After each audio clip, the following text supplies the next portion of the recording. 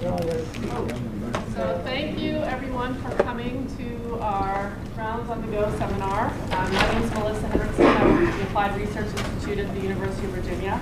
And together with the UVA Research Park and Katie, we put on this seminar series a couple of times this semester. Today we're going to hear an interesting discussion about the challenges that journalism is facing in the Trump administration. And we're honored to have Wyatt Andrews here to lead our discussion. So I'm just going to give a brief introduction and then turn it over to Wyatt. So Wyatt Andrews is a professor of practice at the University of Virginia, teaching news, media, journalism ethics, and multimedia news reporting. Andrews is an award-winning reporter who covered presidential campaigns, the U.S. Supreme Court, the first Gulf War, and historic summit meetings between the United States and the Soviet Union during a 34-year career with CBS. Born in New Orleans, Andrews grew up a proud Navy brat in Norfolk, Virginia, and received his BA from the University of Virginia in 1974. We're honored to have him here today, so please help me welcome Professor Andrews. Well, Melissa, thanks. Let me ask, first of all, can everybody hear me all right? You can't. Okay. So maybe we do want this thing on. Sorry, Katie. And Katie, is there a way to turn the lights down maybe a little? So one of the, what Melissa and Katie have asked me to talk about is what's happening with fake news, what should we know about it? Combining that with what's happening between President Trump and the news media. How should we analyze this? What should we think about it? And maybe some suggestions on how we approach this as citizens in support of the new president or citizens in opposition to the new president. And certainly my observations on what the news media should be doing right now. So let me start with a little bit of perspective. We have always had fake news. I mean, going back to, Jefferson once, when there were Jeffersonian newspapers and Hamiltonian newspapers, Jefferson once quipped that he would be judged for lying the Federalist out of office, and they would return the favor and lie him out of office. And the American news media, if you judge it in terms of decades, has been virulently partisan and not exactly fact-based for most of its history. It has been, it only adopted the objectivity, neutrality model in roughly the 1910s and 1920s, when places like New York grew into this cosmopolitan area, and they figured that the better model wasn't partisanship but mass audience. So that that's when they developed this idea, let's fit all the news that's fit to print and go for a mass audience. But it has been, we've had kind of a exaggerated lying press for more of our history than you might think. But where we are now is very different for a couple of reasons, and I'm going to start with this one, and it's called scale. If I can, there we go. The concept of scale is very important because if you go back 10 years ago and you read some sort of falsehood on an editorial page, that was confined to where you were locally. Or there was something that you thought was biased on the nightly news, but that's where it stood. You watched that night's evening news, and the news was in this silo. You know, you were a fan of the CBS Evening News, or you were a fan of the Richmond Times-Dispatch. You watched what you watched, and that was as far as it goes. But now we're in social media. You'll be surprised in a minute. The persuasiveness of fake news, it is very, very good. And the most frightening part of today's talk is this, is that if you're upset about what's going on with fake news now, you haven't seen anything yet. And I'm sorry to report this, but what I'm about to show you is keeping me up at night. And I say that without exaggeration. Let's start in the discussion of scale, this is all by way of perspective. There are 324 million Americans. That's just the number worth keeping in mind. That's simple. Let's start looking at our largest audiences. I always think it's worth evaluating any news media by what do they actually reach. So we do still have printed newspapers, and the largest audience for a printed subscription, print subscription, is the Wall Street Journal with 1.2 million. I would have thought that it was a lot larger than that, but that's how many people pay to hold a physical Wall Street Journal. Let's ramp up a little. The largest online newspaper, when you combine digital and print subscriptions, is the New York Times now with 3 million, thanks to the Trump bump that they just got of about 250,000 new subscriptions of people wanting their version of the news. So there we go, 1.2 to 3 million, but as far as the Times is concerned, we're combining digital and online. All right, I'm using news lightly here because O'Reilly is not really a reporter, he's more of a commentator, but he is on Fox News.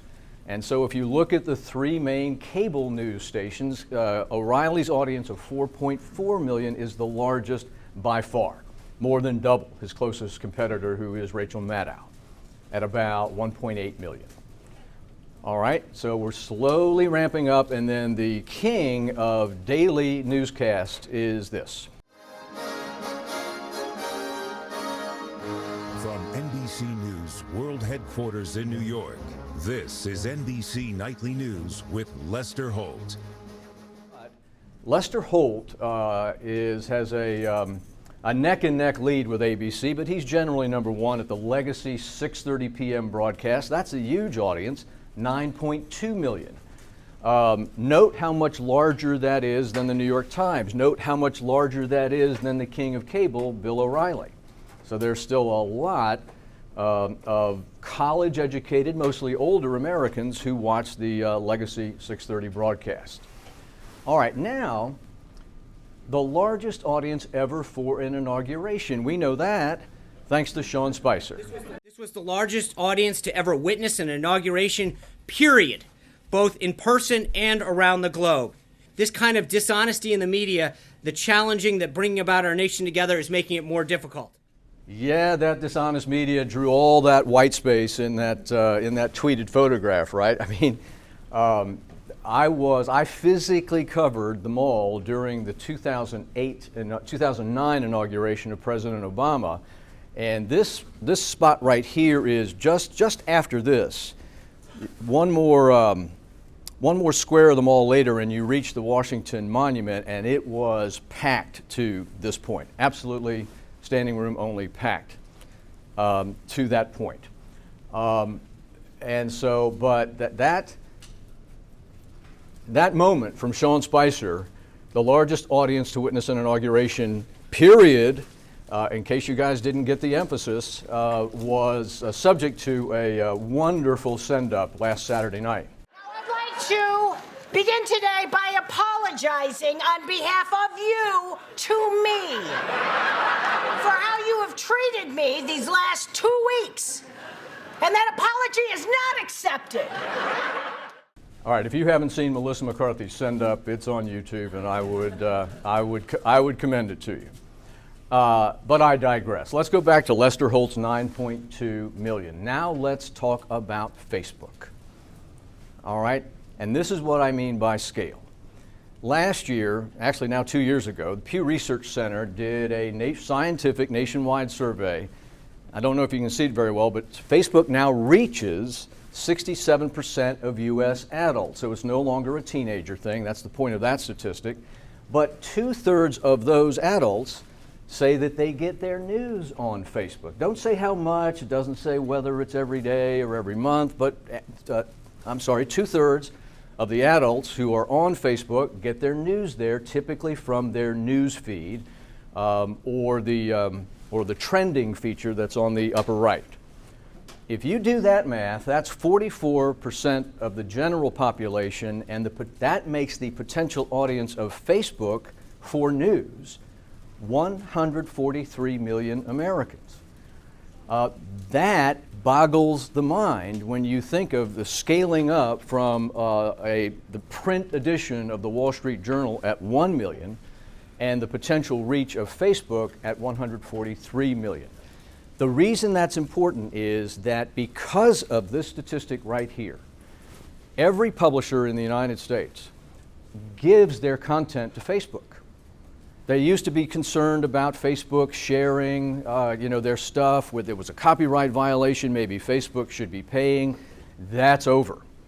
When you're faced with that kind of number and the potential money that you can make from someone sharing an article that you've written, now publishers have decided, nope, we're giving it up. We'd rather get the audience from all those shares. And so you can get anything on Facebook now or share anything on Facebook without a copyright violation. So let's quickly segue here to the top fake news shares and likes. So when a reporter at BuzzFeed did some remarkable deep dive computer-assisted research on this and came up with the word engagements. And the word engagements means that when you're on social media, do you click on something, do you like something, do you comment on something, do you share something? It's something above idle. All right, you take some action, you like it, you comment on it, you share it. And the biggest one by far was this one: Pope Francis shocks the world and endorses Trump for president and releases a statement. Notice that looks perfectly credible. It's not, you know the difference, I'm sure. When you see that really sleazy stuff, you know the stars, you know what this child star looks like now. I'm sure you've developed some level of sophistication with respect to what's really cheesy and what's not. They take the time to not look cheesy, and that's important. Here was the other one. The other one, WikiLeaks confirms that Hillary sold weapons to ISIS. And that drops another bombshell. And think about that one in context where WikiLeaks was dropping bombshells day after day after day. All right, both of those, I think they stopped counting after a while, but they got at least 900,000 engagements, most of those shares each. Here's why that's important. BuzzFeed kept going. Look at this line right here. They said by the end of the election, this is May to July, but this is August to Election Day, the number of fake engagements, the number of people sharing and liking the fake stuff exceeded the number of times they shared or liked mainstream content. That's why this is important. And notice the 8.7 million, remarkably close to Lester Holt's nightly audience. When I say that we have scale to fear from social media engagements, this is what I'm talking about. Anecdotally, I have very smart friends who, sadly for the last election, had just retired. And Leonard, I'm not talking about you. Okay. I didn't befriend this person. But this particular person, with whom I'm close and with whom we typically have friendly disagreement, I finally unsubscribed to them after she got up to 60 different fake news things about Hillary Clinton every single day. In other words, that was all she was doing. And even though they've never scientifically proved that this altered the election, you can't convince me that this didn't, one, harden people's opinions about the candidates one way or the other, and may or may not have had an impact on whether you felt motivated to go vote on Election Day, which wound up being a factor. And now the frightening part of this lecture. Stanford released a study this June just remarking on the unbelievable sophistication of face-altering software. Now, what I'd like you to focus on in this one is first of all, this camera is on the guy's mouth. And what I found most instructive is to watch our right side of this guy's mouth. And what they're doing is colorizing but superimposing this guy's mouth on former President Bush's face when this is just something grabbed off YouTube. All right, so watch the right corner of the right guy's mouth as you watch what this software can do. Here we demonstrate our method in a live setup. On the right, a source actor is captured with a standard webcam. This input drives the animation of the face in the video shown on the monitor to the left. A significant difference to previous methods is the re-rendering of the mouth interior. As we can see, we are able to generate a realistic and convincing reenactment result. Okay, a little color, a little computer sophistication, and they can make this guy says something and it appears as if President Bush is saying something. All right, so you might think this is not a big deal because, okay, he can make his lips move, but he can't patch in President Bush's voice. Sorry, wrong. Check out Adobe's recent presentation to its clients and investors. Adobe is inventing, or has already invented, but I don't think they've rolled it out yet, but it will soon be available, a software in which if they have, I think it's around a minute or so of your voice, they tape around a minute or so of your voice, the computer synthesizes it, and then all they have to do is type a word in, and your voice will say it. And in this demonstration, this guy has given them a tape of kissing his wife. And the demonstrator is about to type the word dog. And I kissed my wife and my wife. Oops. Where are the dogs? It's actually easy. We can just type the word dogs here. And I kissed my wife and my dogs. Whoa. And everybody loves it. I hope that sunk in. With the tape of this guy's voice, he types in the word dog, and the next thing you know, his voice is saying, I kiss my wife and my dogs, and it sounds like him. Now, anybody notice the Super Bowl commercial from Honda? When you start out, you might not know where you're going, or what you're doing, or why you're carrying this red rose with you. You just keep going, keep your focus, and avoid the distractions. So they use much greater sophistication, but we are not far away from when this kind of software will be apps. It'll be simple. There's already animation apps. They're not all this sophisticated, but it's a matter of time, and that time might be very short before that kind of sophisticated software is commoditized and easily available on your phone, and therefore available to the fake news people over in Macedonia. So, we've already had an instance where a fake news site out of Israel threatened war with Pakistan, and nuclear war with Pakistan, and the actual Pakistani defense minister threatened Israel back. What happens? What happens when somebody makes a video of President Trump announcing something really horrible? What happens then? And what do we do about it? That's why I say we haven't seen anything yet with respect to fake news. All right. Quick transition here. One of the things I think important for the rest of my discussion with you all is kind of an analysis of what we now know about the president, because there was always this question of, all right, he's campaigning in an insulting way, he is using social media in a brand new way, but who is he really, and how is he really going to get to the White House and govern this way? And I think we know the answer to that, and I'll get to that in a second. But I'd like to show you this from PBS's Frontline, which is from one of their Frontline documentaries called The Choice 2016. And it was a deep dive into the personalities and the history of both Hillary Clinton and Donald Trump. And in this portion of the Frontline, they discuss the fact that when Trump was running his real estate business with his father in the 70s, the Nixon Housing Department sued Trump for discriminating against black applicants to be renters in their huge apartment buildings that they had just built in Brooklyn. The Nixon administration had mountains of evidence because people had come in showing a code if you were black. all right? And then the upstairs people would know not to give you the apartment. So they had the Trump folks dead to rights. In the end, Trump countersued for $100 million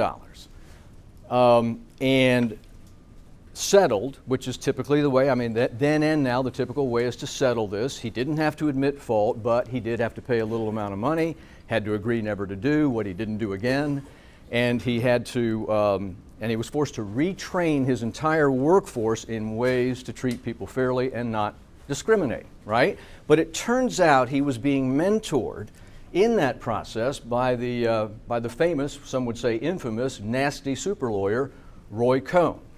And I think you'll agree that the next 40 seconds that I'm about to show you is probably among the most important journalistic moments of any coverage you saw in 2016. Roy Cohn taught Donald how to come out punching, how to use lawsuits like machine gun bullets, and take a no prisoners approach to City Hall, to your business opponents, to anyone else who might get in your way. But with damning evidence of racial discrimination, the company was forced to settle. Nevertheless, Donald didn't admit any wrongdoing and even declared the outcome a victory. He's a counterpuncher. So somebody comes out after him and says that he's done something nefarious and horrible, and he just goes back at them with all guns blazing. Never admit anything, never say you made a mistake, and that's exactly what happened there. He lost as clearly as you can lose, but he loudly proclaimed his victory. All right. I wish most Americans had seen that, at least for more of a nuanced view of the guy running for president. He's wired from his time in business to counterpunch, never admit that he's ever done anything wrong, never assert that anything he says is wrong, and no matter what, he's going to declare victory. That's an extremely important personality observation now that we've viewed the first 2 weeks. Going back to when I covered the White House, and even before that, my time in the White House was in the early 90s, but before that and since then, there has been a protocol and an ethic to the White House podium.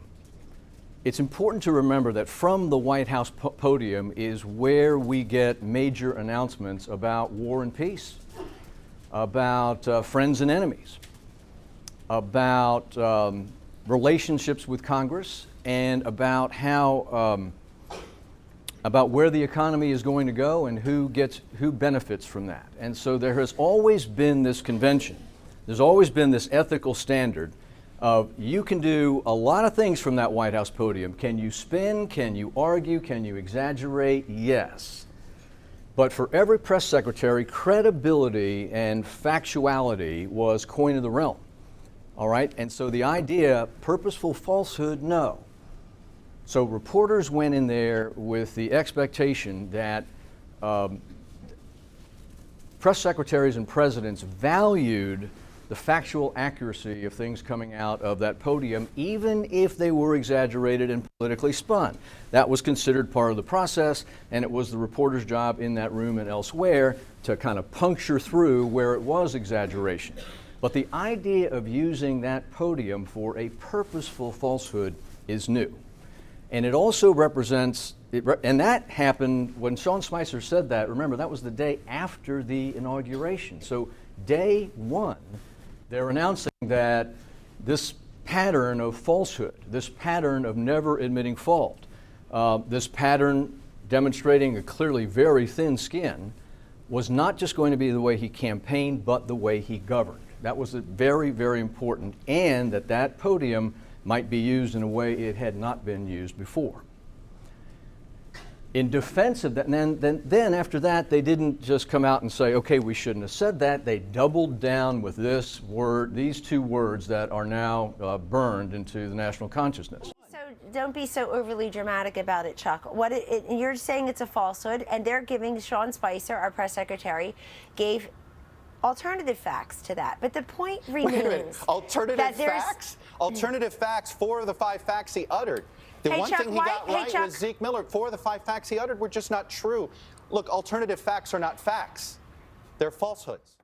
Okay, so maybe that was a one-off. Maybe they were going to stop. But now we know, in the wake of the immigration order, that they are going to continue to insist on their version of reality.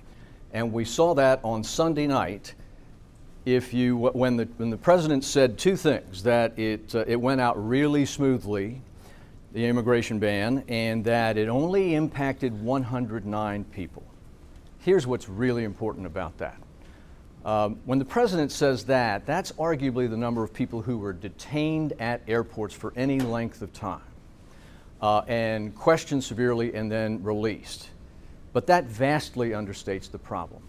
We turned away and sent back students, professors, and most importantly, we turned around and sent back Iraqis who had helped us, who had helped our army, our Marines, our airmen in Iraq, helped translate for them, took risk for them, and who bear the risk, most of the risk of fighting and dying the war against ISIS, and who have been led to believe for years and years and years that their alliance with the United States, which got them in some trouble and subjected them to risk at home, would be rewarded by certainly a visa to visit the United States, if not an outright green card. We turned dozens of those people away. Trump's own State Department, I don't know what happened there, Trump's own State Department said last weekend, on Saturday I believe, that the number of visas that were revoked, and that's outside the green card holders. Green card residents of the United States were turned back. But that 60,000 visas were revoked. And visas from those countries are not, especially Yemen, are not easy to get. They can take years. They have been vetted. But a day after his own State Department released the 60,000, and the airports were still in turmoil, what does he say? But the refugee deal, not so much. I think it was very smooth. He had 109 people out of hundreds of thousands of travelers, and all we did was vet those people very, very carefully. You wouldn't do anything differently if you had to do it over again? All we did was stop 109 people. So this, again, it's this next big signal of sticking to his versions of the facts, which a lot of presidents do, but most presidents don't govern on a basis of falsehood or govern on the basis of impressions. And they take the time to understand the nuances of the policies that they force, even in situations like this where the president is arguing to the courts that this is an emergency and it's got to be done, and he has the legitimate power to do as he will with refugees and aliens. One thing that I did in advance of this is I sat down and I thought through how many places I have, not that I know about, but how many places I have physically been where autocrats were in power at the time, and it impacted the way I would do my work in the field.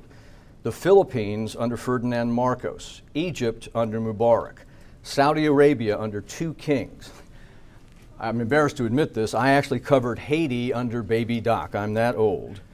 I have spent a significant amount of time in China under various Communist Party leaders, and I was the correspondent, the Moscow correspondent in residence for 2 years in the late 80s. So I have lived there, and there's a playbook for autocrats. I always, and we joked with other reporters that they have to share the guidebook with each other, and we would joke that it's the Tyranny for Dummies handbook. But this is a formula everywhere in the world and everywhere that I visited.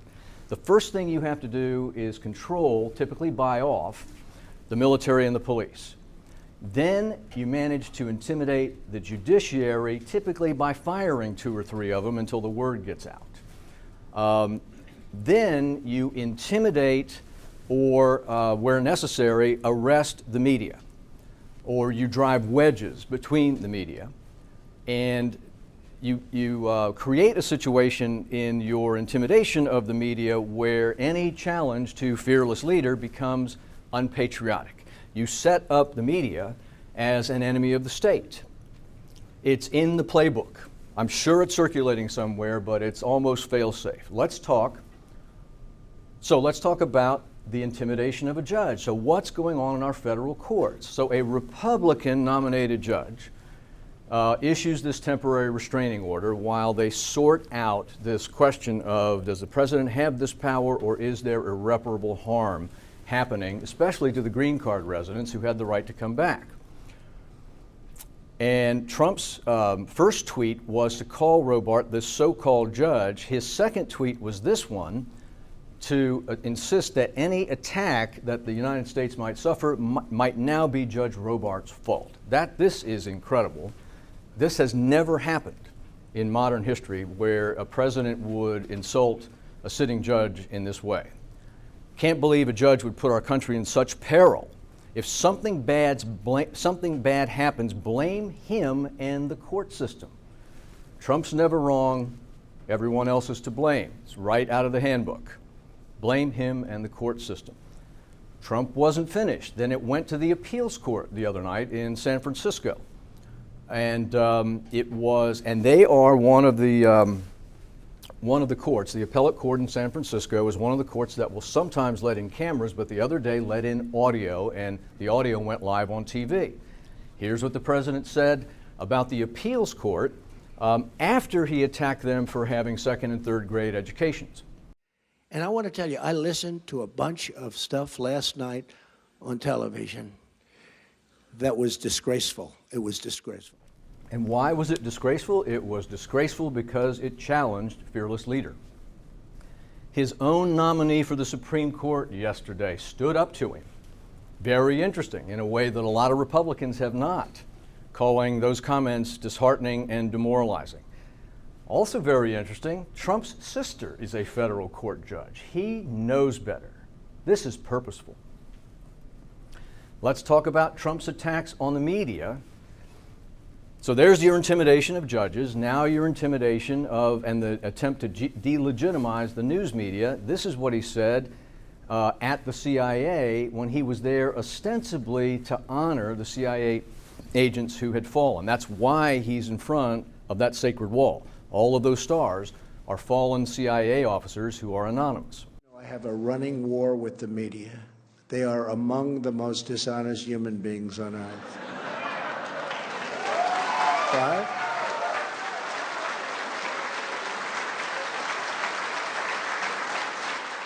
So I have to tell you, two things about that broke my heart. One, that he was announcing the day after the inauguration that he was going to continue to call the press, the entirety of the press, dishonest, and that he got a round of applause from the CIA operatives in the room.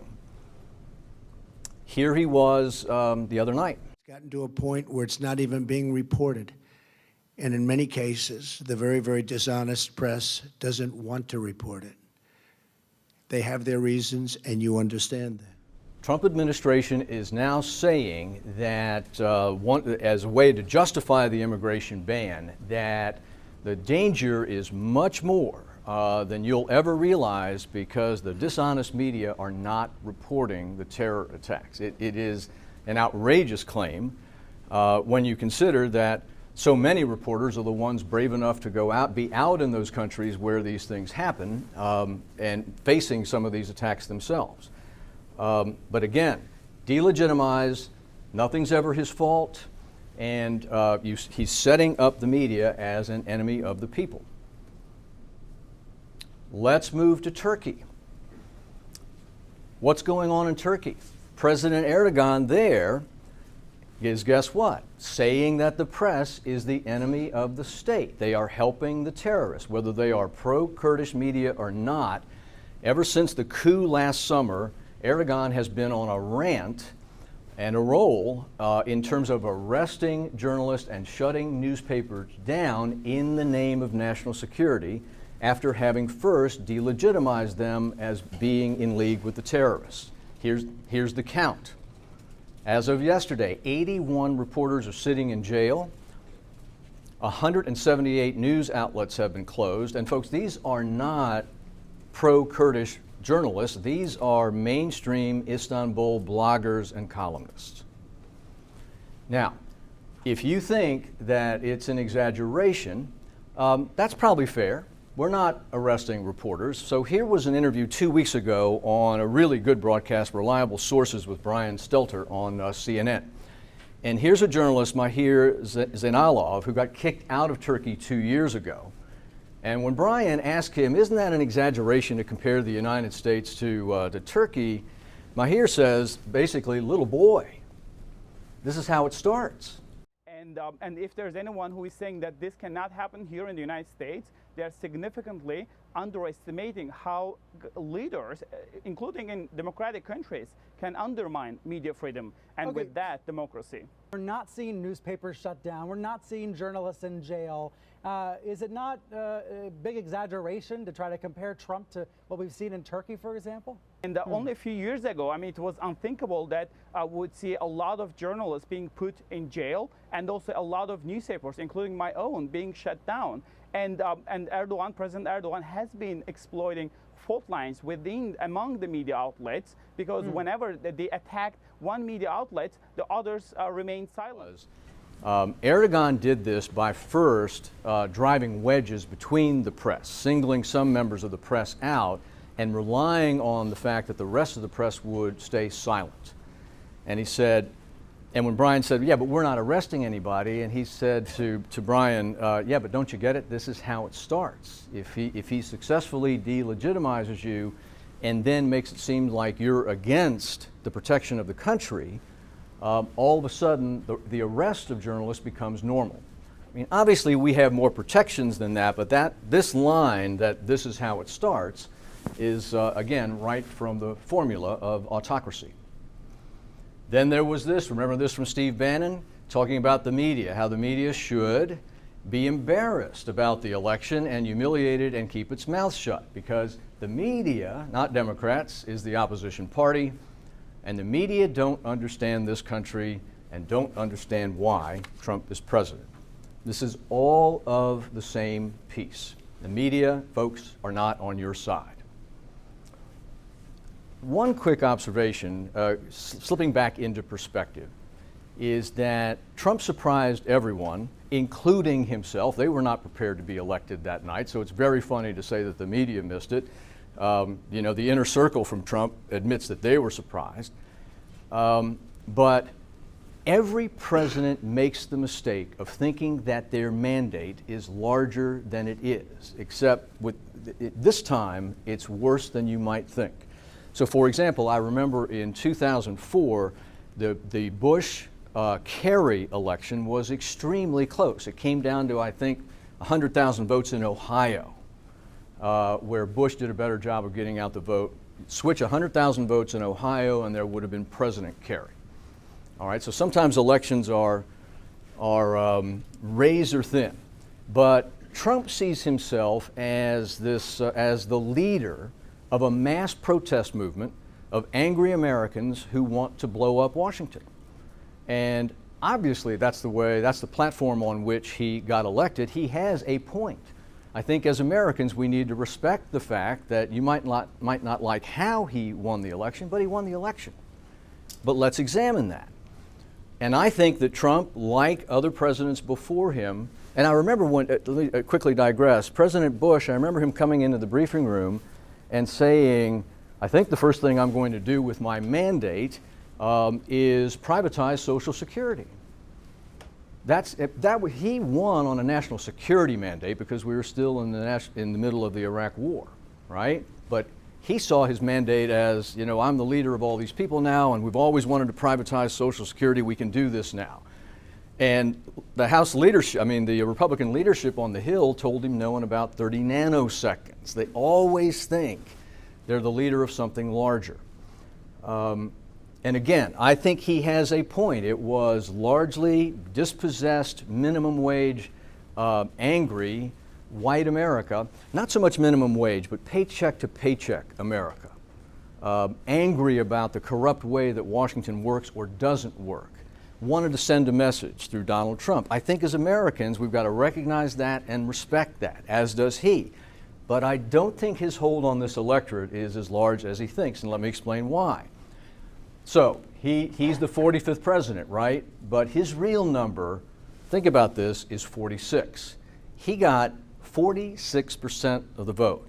He lost to Hillary Clinton 46 to 48, 2.9 million votes. We've had, I think, 6 elections, I should know that, but 6 elections that where the person who won the popular vote did not become president. But 3 million votes is a win by Mrs. Clinton in magnitudes to everyone else. The vote count in the Gore versus Bush election in 2000, Gore won that one by 500,000 votes, right? In the popular vote. 3 million is unprecedented. But it's even closer than that. Those of you who were up on election night may have noticed that the 3 states that propelled Trump to the presidency were Michigan, Pennsylvania, and Wisconsin. And I don't know if you can see this, but his vote margin in Michigan was 0.7%. Pennsylvania, 0.2%. Think how huge Pennsylvania is. 0.2%. Wisconsin, 0.2%. So even where he won the Electoral College, that's a razor-thin margin by any stretch of the imagination. And I guarantee you, if Hillary Clinton had won Pennsylvania and Wisconsin by 0.2%, we'd still be in court. That's what we'd be talking about today. The court challenge mounted by the Mr. Trump, when he didn't win the election. Now, after the immigration ban went in and the protests began at the airport, both CNN and CBS did polls, very good scientific polls, random sampling, and now, out of nowhere, he's not even President 46 anymore, he is President 40. This is the lowest approval rating any new incoming president has ever had in the modern polling era. It's not even close. So even when President Obama was re-elected in 2012, his honeymoon period approval rating was 51%. Most of them are in the 70s and 80s because you just elected the new guy and you want to hope for the best for the new president. Now, why is that? I can't prove this, but I just know a lot of people in this category. I'm going to suggest to you a theory of what I call forgiveness. A cruder way to put my theory would be the holding your nose vote. And what I mean by that is, I'll bet you there are a lot of you who either are Trump supporters or you have been in discussion with Trump supporters where some version of the conversation is, well, that's how he's campaigning. He's going to change once he gets in office, right? He's not going to be able to go in the White House and really behave that way. We want our president. He was a successful businessman. He'll get to the White House and he'll change. So it's my theory that, because I know a lot of these people, that tens of millions of Americans that propelled him to that victory did so kind of holding their nose. And if you won't accept that analogy, they certainly were gambling that he would change. I'll tell you why I'm not making this up. Here's a great story. This was from just last night on the CBS Evening News, where to get a feel for Trump voters, they frequently go back to a bar in Kenosha, Wisconsin, where the people in this bar are pretty much 100% Trump supporters. And this interview was done right after the chaos had resulted from the immigration ban. We've been visiting Frank's Diner in Kenosha regularly, not just for pancakes the size of catcher's mitts, but for presidential politics, too. The executive order on immigration. I don't think he gave it enough thought. I thought he may change after the election. Once he became president, he would be more presidential. He hasn't gotten to that point yet. To be fair to that story, everybody in that diner said some version of, but we still need to give the new president a chance. They're still with him. But my argument to you is that I don't think his hold over the electorate, as strong as it was during the electorate, has many legs right now. What's going to happen when he gets his cabinet? What's going to happen when the Republicans on the Hill find out he's not really a Republican? He promised not to touch Social Security and Medicare. What happens when he really confronts Paul Ryan about that, right? Which is Paul Ryan's #1 messianic mission, to save the federal budget, is reforming Social Security and Medicare. Is he going to insult Paul Ryan again? What happens when he confronts the Tea Party and the Freedom Caucus folks who never want to borrow one more cent, add one more dime to the federal deficit, and they realize that the Congressional Budget Office is going to score his tax package at a $2.6 trillion deficit over the next 10 years, and I'm being generous. Some of the estimates say $4 trillion over the next 10 years. How's he really going to do with the deficit hawks on Capitol Hill? You know, the thing about presidential power is that it's finite. No one has ever insulted their way through the presidency before. So at some point, this is going to go very badly, or he does change his personality in a way that so many of his voters expected. We've been visiting Frank's Diner in Kenosha regularly, not just Trying to, pancakes the size of ketchup. sorry to put you through this again. So, being discussed in journalistic circles is, I'm sure, a question many of you have. Should the press declare war on a reciprocal basis? And my answer to that is a resounding no. That's not the press's job. But there are nuances to that. I think the media should cover more policy. Regardless of how badly the media missed in the polls, and it really wasn't that bad. Remember, Hillary Clinton won the election. And that 0.2%, 0.7% in those states was well within the margin of error. But the amount of policy, actual policy, as opposed to horse race, as opposed to scandals, as opposed to the candidates yelling at each other, was just about zero. The media generally, certainly the broadcasters, and the papers were guilty to some extent, never really got out there and understood Trump's constituency, certainly not on a frequent basis. Media owners should be called to account because way too many of the people that own the media in the United States are cutting back on reporting.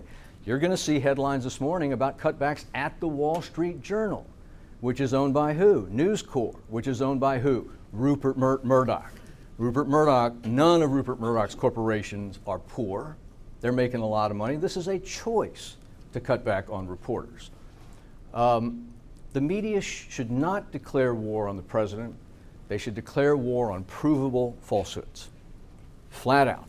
They should use the English language, and where a falsehood has the clear intent of deception, the word lie is appropriate, and where appropriate, they should hammer that. And the media should decline to air any of the serial liars, starting with Kellyanne Conway. I mean, and CNN declined an interview with her last Sunday when they tried to substitute her for Vice President Pence. I hope you see more of that. If there is a pattern from any of these spokesmen where it's 100% deception, not just spin, but deception, they should cut those folks off. And finally, whenever the president does face the press, they should, and is engaged in any kind of falsehood or loose facts, he should be confronted with that immediately. And in too many instances, he's not.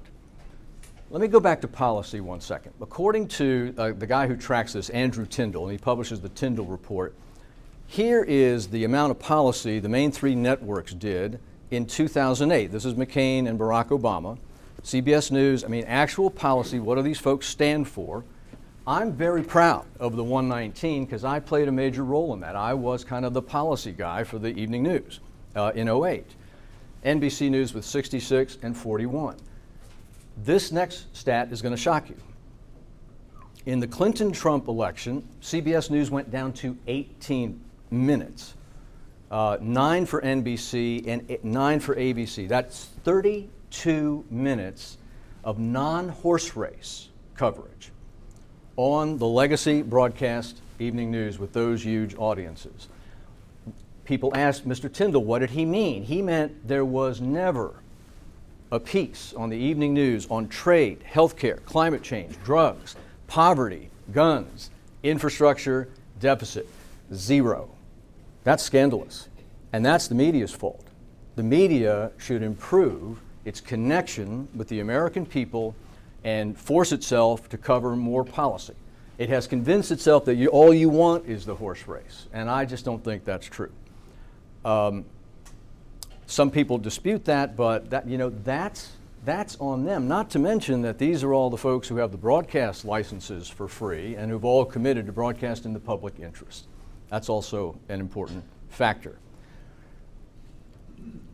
So, the media is transitioning to confront the president linguistically. This is 2 weeks ago on January 26th, first time the New York Times used the word lie. And their editorial folks have said when it is deserved and when intent is clear, we will use that word. Here was a new construction from the CBS Evening News where I know I've not talked to Scott, but I've talked to one of his producers, and they decided over last weekend that they have had it, and so this is how they framed it. Trump told a U.S. military audience that there have been terrorist attacks that no one knows about because the media choose not to report them. It has been a busy day for presidential statements divorced from reality. Mr. Trump said this morning that any polls that show disapproval of his immigration ban are fake. He singled out a federal judge for ridicule after the judge suspended his ban, and Mr. Trump said that the ruling now means that anyone can enter the country. All right, so that I realize I'm running out of time and I need to let you go.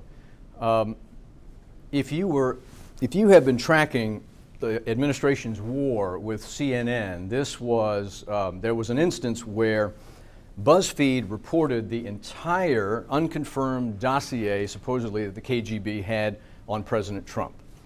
As a separate item, a 2-page summary of this maybe fake dossier was submitted to President Obama and President Trump on a here's what's being said about you, you need to know this basis, but we haven't confirmed any of this. And CNN reported that. CNN reported that the administration, both administrations, incoming and outgoing, had been briefed on the fact that the dossier existed, but unlike BuzzFeed, they didn't publish the unverified dossier. I hope that's clear. Nevertheless, Trump went after Jim Acosta for doing that report. And as far as CNN going out of their way to build it up, it's a disgrace, and I think they ought to apologize to start with, Michael Cohen.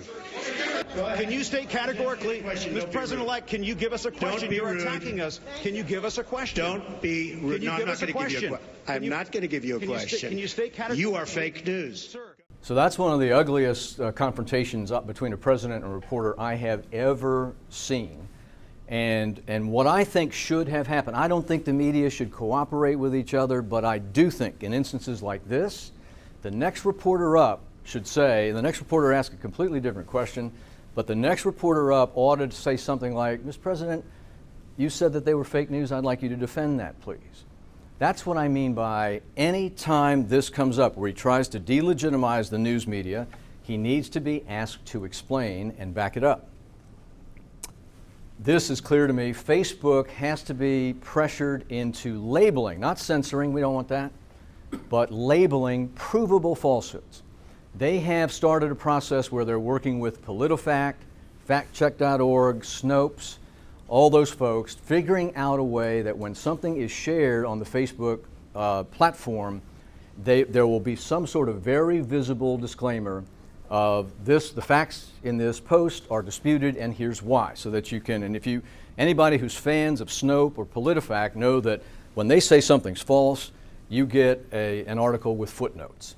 I think it's, and we'll have to see. Facebook and Google are working this out, but think about it. Facebook, if someone tries to post a nude photo on Facebook, they know about it and they take it down in nanoseconds, right?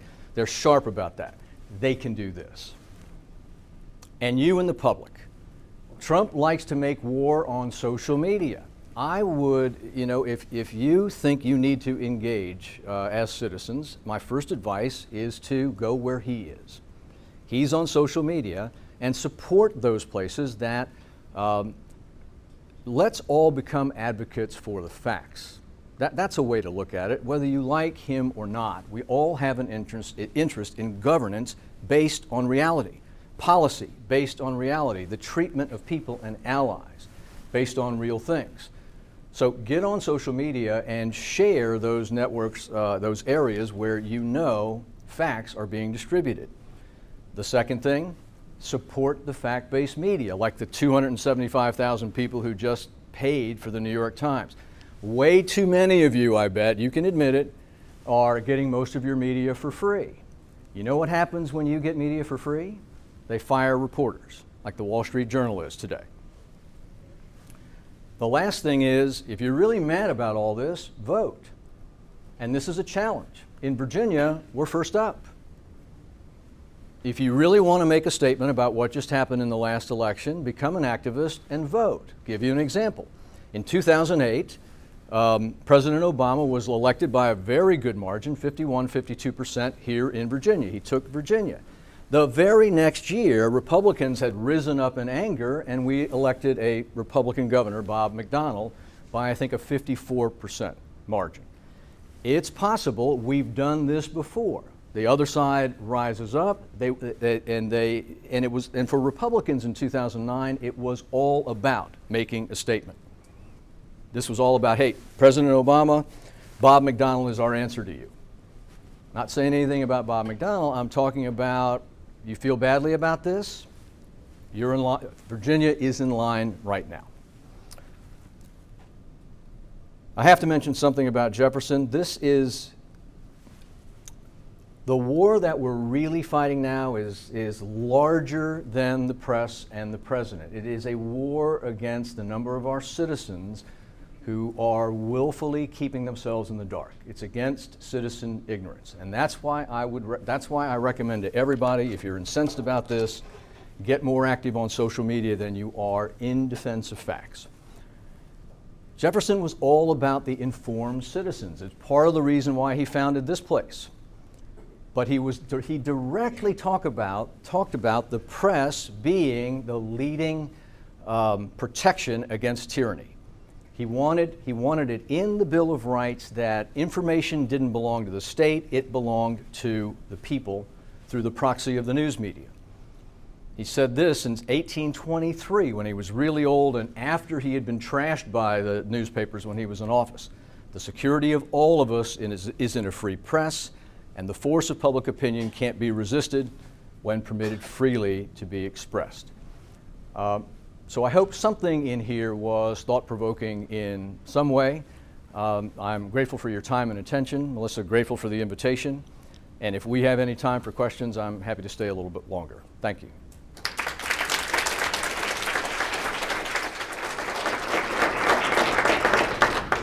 Yeah, let's take a couple of questions. If you have to leave, feel free to look back. I'm one of the 1.2 million subscribers to the Wall Street Journal. I get it every day and read it. I canceled a 40-year subscription to the Washington Post in November. Okay. And my question to you is, you're proposing that there's a lot of fake news out there. At least that's where the presentation started, but then it drifted into more of a criticism of the president. But you're proposing now that we're supposed to listen to the news and reflect on it and take action. So my question to you is, what kind of analysis would somebody like me have to decipher what is fake news and what is not fake news? Because to me, this presentation would have been more forceful in my mind if there had been a fair presentation on both sides. We know that there's fake news on both sides, and it goes back to the history of this country. Right. When yellow journalism was out, it was really bad. Probably worse than it is now. But so how did somebody? What sort of filters do you use now? All right. Well, where it comes to fake news, they're still studying that. And you're right that it happened on both sides. But the margin was something on the order of 70-30, 75-25, pro-Trump and anti-Clinton. So it's not that there was plenty of anti-Trump. You throw out a figure. What's the proof? Well, you could look at BuzzFeed. You could look at anybody that has done the analytics on that. The analytics have been done. There are numerically more folks, and it might not be a function of politics. It might be a function of they get ad money of people like any website. If someone clicks on that and that ad goes to Facebook, then they get revenue, right? So it might be just a function of people thinking they can make more money with an anti-Hillary screed than they might be making an anti-Trump screen. But I welcome you to Google it just like I did. I just didn't include it in the presentation. You're right that it happens on both sides, but it was skewed pro-Trump. Well, I think To you go have to an your opportunity to present it all. To go to your second question, most of the mainstream media, including myself, operates under a code of ethics where they can be fired for falsehoods and where there is a fact-checking system in place. So when for 40 years, my scripts got submitted with footnotes. I had to defend every fact that I got into stories. I'm not going to tell you that stuff doesn't go wrong. Stuff does go wrong. The fact-checking system fails, but it exists. All right, and so most of the mainstream media where original reporting is done, and we're dwindling now to a very small New York Times, Washington Post, Wall Street Journal, sometimes USA Today, Chicago Tribune, LA Times, and then sometimes the networks. BBC would be up there, but very few reporters are actually on the phone with those original sources. When you hear, one caution that I want to have for everybody, when you hear anybody say, you won't hear the mainstream media report X or Y, that's 90% nonsense. And I'll tell you why it's 90% nonsense. Because, like Kellyanne Conway said the other day, you don't know about the Bowling Green massacre because the media didn't report it. Well, A, they didn't report it because it didn't happen. There were 2 Iraqis arrested in Bowling Green. See what I mean? But these commentators who are saying, what they really mean is the mainstream media didn't stress what we wanted, but they read, the folks on the right and the folks on the left are all reading those 5 papers that I just talked about because they don't have that many people on the phone. The networks where I work, certainly Fox and CNN, they don't have that many reporters on the phone. They're getting their news from AP and interpreting it. And at least 90 to 95%, now this is an estimation, of everything that you read on the internet comes from that 5 or 6 areas of reporting where reporters are on the telephone in connection with a real source, actually attending the court hearing, digging into the public documents. Everything else you're seeing on the web is derivative.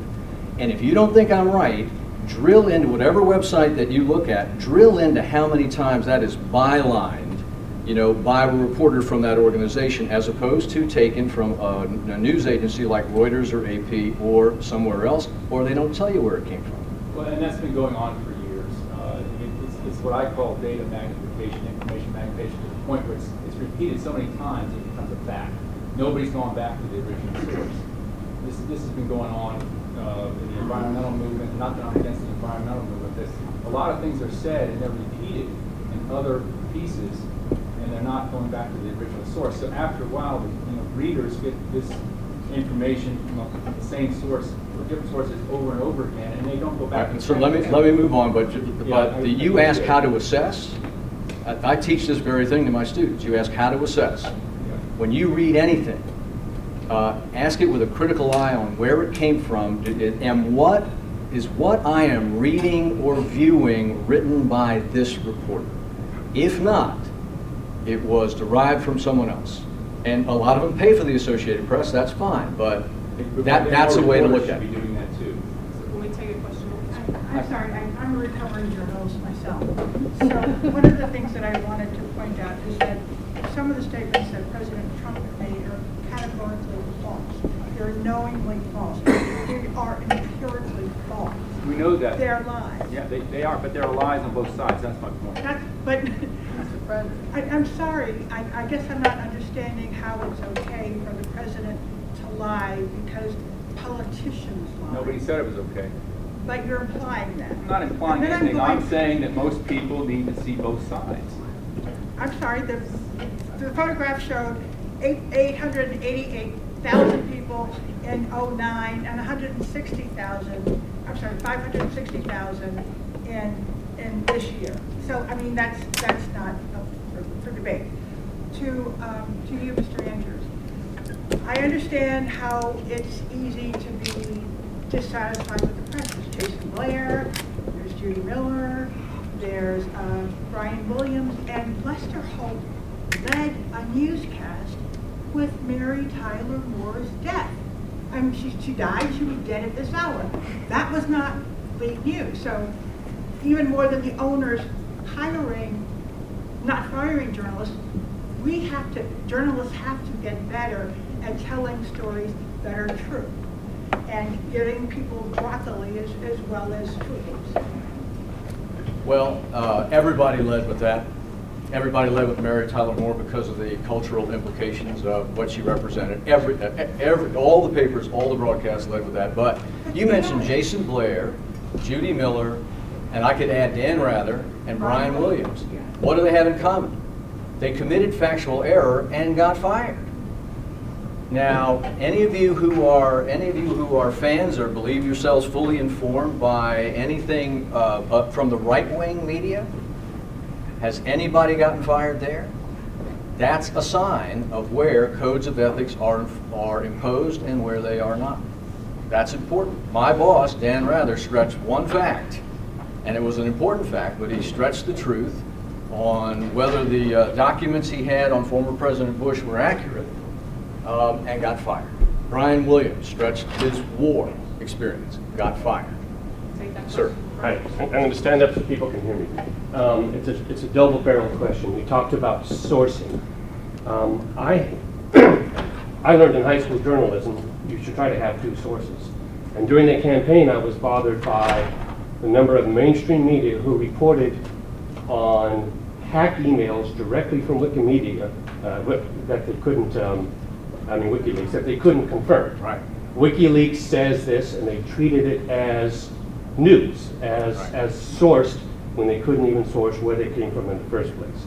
So I would like to hear you address that. And my second question is, should mainstream media rethink about participating in the White House Correspondents' Dinner? All right. Question one. There was this time period where, because WikiLeaks was leaking mostly about Clinton's emails, and mostly through having gone through John Podesta's server, right? So once it was established that some of them were legitimate, the style of the reporting is as you suggest. They would typically say, here's what WikiLeaks said today, but we couldn't independently confirm that because Clinton and Podesta aren't talking. So there was a presumption, because there was no denial, that it was legit. So you're right, and if you don't like that, you have the right to,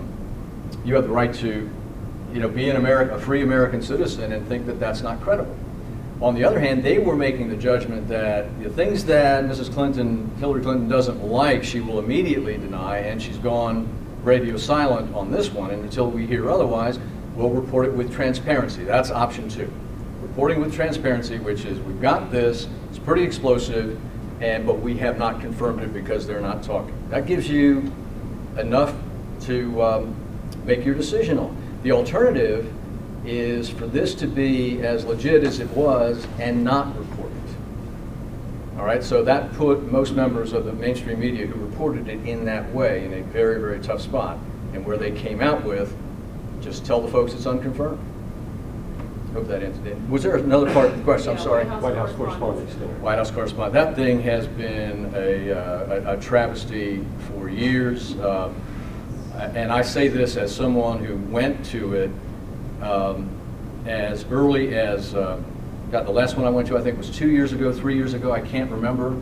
It felt awful then, and the last time I went I said to myself, that's it. And I hadn't been in 10 years, so I just went back to, my wife wanted to see the stars, and I went back for that, and I felt like I had to go home and wash. So if that goes away, the Republic will not miss it. Yes, sir. I thought it was interesting your point about how we have a president who has made some false statements. I think the biggest thing that a lot of people saw in this past cycle was that there's no equality of treatment between usually the Republican and usually the Democrat, because you have a Democratic candidate who inarguably deleted classified emails from a server which were under subpoena from a congressional investigation, and lied about saying that she did not send or receive classified information. You also have a president who said that he drew a red line in Syria, did not enforce any of it. You also had a president who said that you could keep your doctor. You also had a president who said that Obamacare was not a tax, when in fact Jonathan Gruber stated that it was, and they had to jump through a million hoops to try to get it to not seem like a tax before it got brought before the Supreme Court. So my point is that if you look at the level of scrutiny applied from the media to Republicans and then respectively to Democrats, there's nothing equal about it, not even close. I categorically disagree with you. That's fine. We could have this argument all day and well into next year.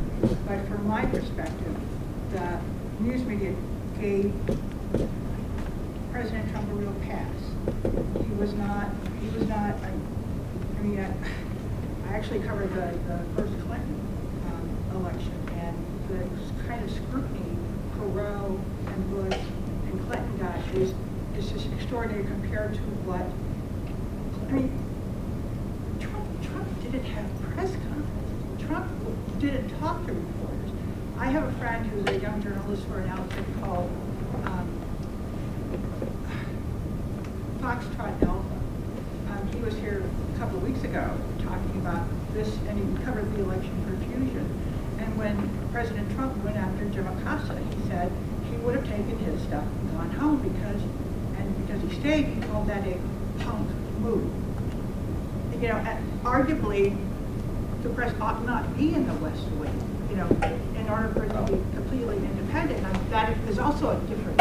Anybody who wants to look at one of the best studies on this has been done recently by the Shorenstein Center, which is up at Harvard.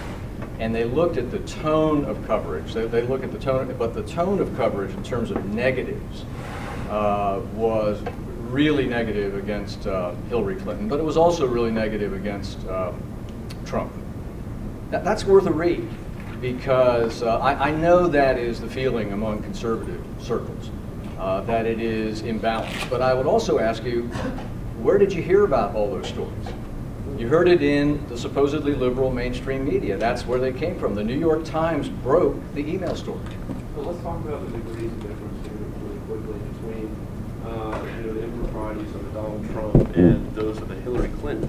You have somebody who is at the head of the State Department in the highest echelons of our government committing acts which anybody else would have probably been put in jail for doing a lot less. Okay, I'm gonna, if all of us who here are fully engaged with that argument, we're not gonna relitigate that.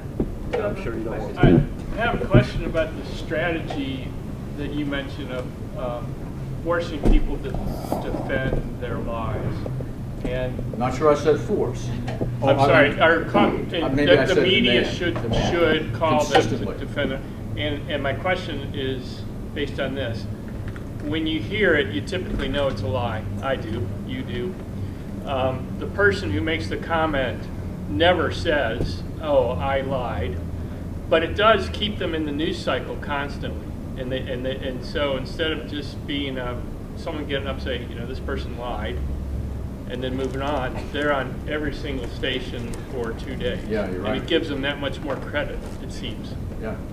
It's called. And yet I know you don't want to let it go, but it seems like they get to dominate the news cycle. It's the theory of shiny objects, isn't it? Yeah. You're chasing the latest shiny objects. I mean, obviously if I were king of the news media, I would make choices about matters like this where the falsehoods being spouted directly impact governance, directly impact some sort of policy that's of importance to our viewers.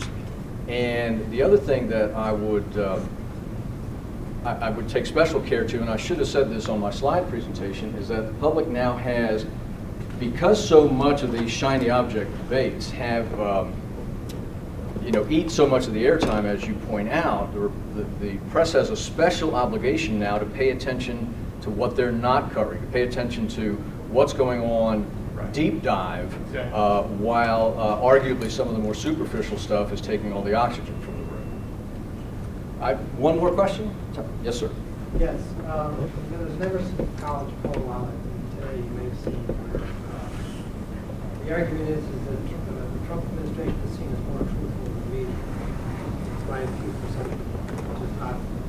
So part of the issue here is the media itself has a credibility problem, right? Which is being exacerbated and worsened by the president is doing. And even if you go back several months before the election, the media truthfulness was at about a third or so. So what do they do about that? Because that curve is crossing. Yeah. And so if your platform to push back is compromised, what other steps can you take? You know what? I wish I knew why the public doesn't trust the media. I'm sorry? You repeat the question. Let me tell me if I've got this right. But he's citing and I'm going to presume it's a respected poll, but an Emerson College poll, talking about more people believe the president than they believe the media. And essentially, what do I think should be done about that? And I wish I were, I'd love to be blessed with about 20 more IQ points on something like that, because I can only give you it always baffled me why we weren't more trusted, and why you're right, the curve has been going down, down, down, down, down for more than a decade, especially on television news. And all I can tell you is that all the times I worked at CBS, we were sticklers for fact, we were sticklers for fairness. We did not always get that right, but it wasn't for lack of trying. And why the public doesn't trust what, I can only speak for my organization and the newsrooms that I observed and worked in. When you go into the average newsroom of the mainstream media, and I'm talking about the national press, you're not going to find a braver, more ethical, harder working, service-minded group of people anywhere in the economy or in your life. I'm just telling you. If I thought there were a bunch of lying charlatans, I'd tell you that too. I mean, I'm out of it.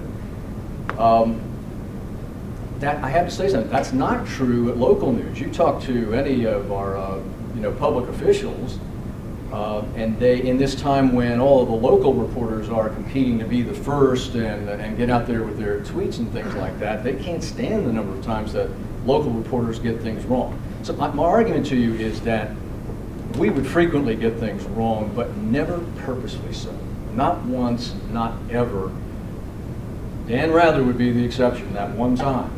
But purposeful falsehoods, you can trust me or not, were a never ever where I worked. I would love to, being in the military during Vietnam War, where some of this started, I'd love to talk to you about my point of view from the military, right, about why we were upset, if you need it. We can do that offline. I'd love to tell you my view. My father was like that. My father told me it was the citizen's job to always read the newspaper. My father was Mr. Warrior Naval Pilot guy, right? Citizen's job to read the newspaper, but the people who wrote the newspaper were all sleazebags. I give you my military view. You have a question there? Yes. On the note of people believing the president over top of the media or any facts that exist, do you think that kind of goes back to the idea of nationalism that's like taught to us kind of like in the school system? Is that the president is the high office, that's something that we can all aspire to be. So a lot of people have this mindset that this person is upstanding and a good person because they wouldn't be in that position if they weren't. So I think a lot of people kind of have this mentality that what Donald Trump says is true because he is the president, and that that's someone they should be looking up to. Right. I'd have to see how Emerson actually asked that question. And they always ask people with landlines, so cell phones aren't involved. Okay. So there's some suspicion about the validity of the poll, but either way, there's no question that the credibility of the media is going down. One of the biggest problems is that it only takes once for you to hear something on the news that you don't like. And all of a sudden, and for some reason, then all of the mainstream media are bad. Or you believe what you've been told over the years, that you're not hearing X or Y because the mainstream media won't report it. Just like the controversy we're going through now. Just everything on his list of 78 was reported. That's how they knew about it. Not the president, but it's how the public knew about it. I'm baffled why one of the reasons I came to teach and left my job at CBS is because our young people don't know any of this. They don't know how the news media are structured. They don't know how most of them try to perform at a very high ethical level.